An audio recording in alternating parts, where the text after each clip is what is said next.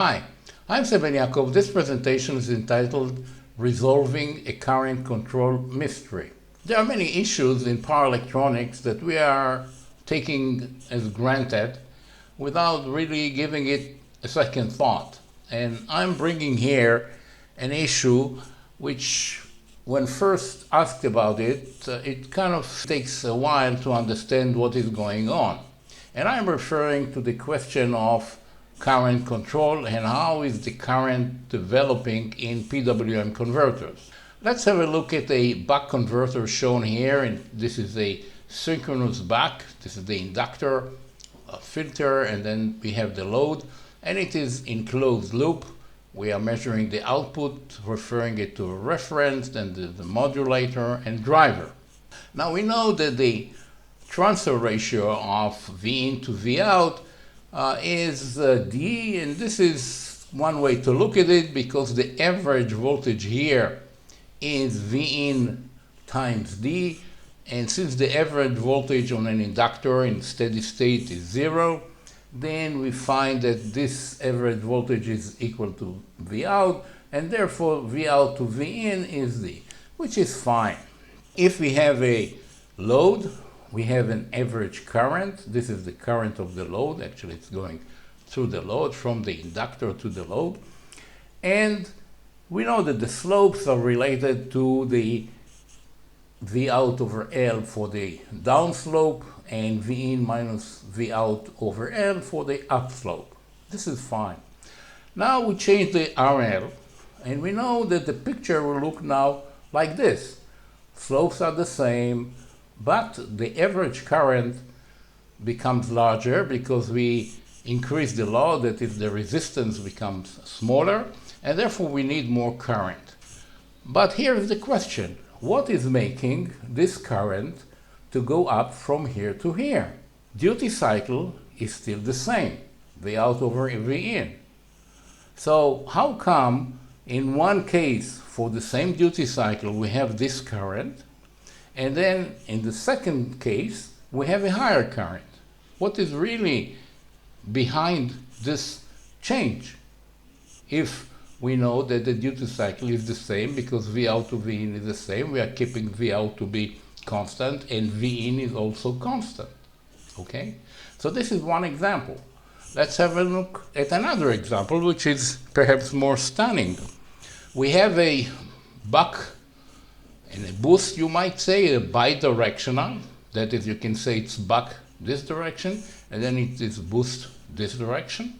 Now, if I look at the duty cycles, it's a little bit confusing because duty cycle for a buck, we call this D on, while for boost, it'll be this D on. This is a synchronous boost. So it's a little bit confusing, but if I keep V in and V out as they are, not changing them, then for buck, I'm getting that the duty cycle is V out over V in. For the boost, well, it's V in over V out is 1 over minus D boost. Boost is now for this duty cycle. And if I translate it to the complementary switch, then it becomes 1 over D buck, which is then the same, okay? This is V out over V in D buck, and this is V in over V out, 1 over D buck. So we have the same duty cycle, which is obvious because the average voltage here should be equal to average voltage here.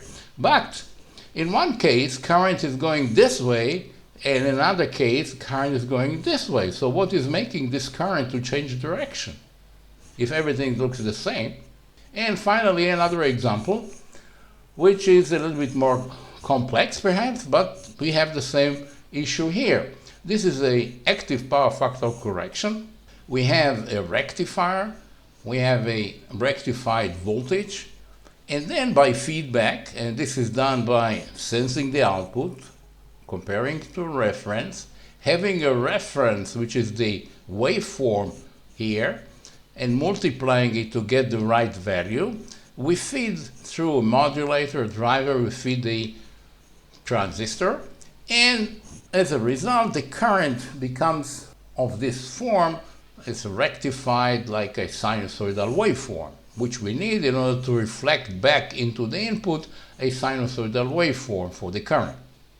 So again, the duty cycle is V out related to V in, then this is a boost converter, so this is the duty cycle, and it should be the same for any given V in and V out, and yet the current is changing. Now why is it not constant? So what makes the current really actually change? So this is the issue that perhaps not many have given it a thought. So I thought I'll sort of try to explain it. And it turns out it has to do with the parasitic resistances. Because if you have a buck converter, say for example, you have parasitic resistances. You have this resistance, we have here the RDS on, and therefore this V in over times D equal to V out is just incorrect. This is an approximation. We're used to it, we use it, and that is when I said that this is the transfer function, or here that this is the transfer function, this is really an approximation. So now if we take this into account, we understand the following thing, that at a given operating point, there is an extra voltage drop here, the parasitic voltage drop. I'm neglecting here the RDS on, which can be added, but just for the sake of explanation, this is good enough. So therefore, the actual duty cycle is not the ideal one, the textbook one, but it is now depending on this parasitic voltage drop. So we have the V average is D times V in, this is here, again neglecting RDS on, and this should be equal to V out, and therefore the duty cycle is somewhat different. In fact, it has to be a little bit larger to take into account the voltage drop here. Now this is done automatically by the controller. We don't see it because the controller is sensing the output, and as required will somewhat change the duty cycle in some delta D in order to accommodate this, and this is what is actually pushing the current, because you have a voltage which is slightly higher than required here, and this is pushing the current this way. Otherwise, output voltage would not be correct, and the feedback will then bring it back, the duty cycle, to what is required. So therefore, the duty cycle in real systems is not the textbook duty cycle. It's somewhat different depending on the parasitic resistances, and this is being taken care of by the control. This is why you cannot run a converter in open loop just saying, say, duty cycle 0.5 will assure you a output which is half the input voltage. This is just incorrect. So this is the case here. Now what happens if we have a bidirectional converter, like here, the buck and the boost? Well, here, if we want to operate it as a buck, then we need a current going this direction. We have this extra voltage, so we need the duty cycle to change a bit as to take into account the parasitic voltage. On the other hand, if we need to operate it as a boost, we sense the output voltage, there'll be a feedback, and this feedback will cause the duty cycle to change somewhat. As it turns out, it'll change it this way, that is taking into account the parasitic voltage. And the same thing goes here. Here, we have also this parasitic voltage. We have to overcome it by having the duty cycle a little bit larger, but in this case, this parasitic voltage is changing with time.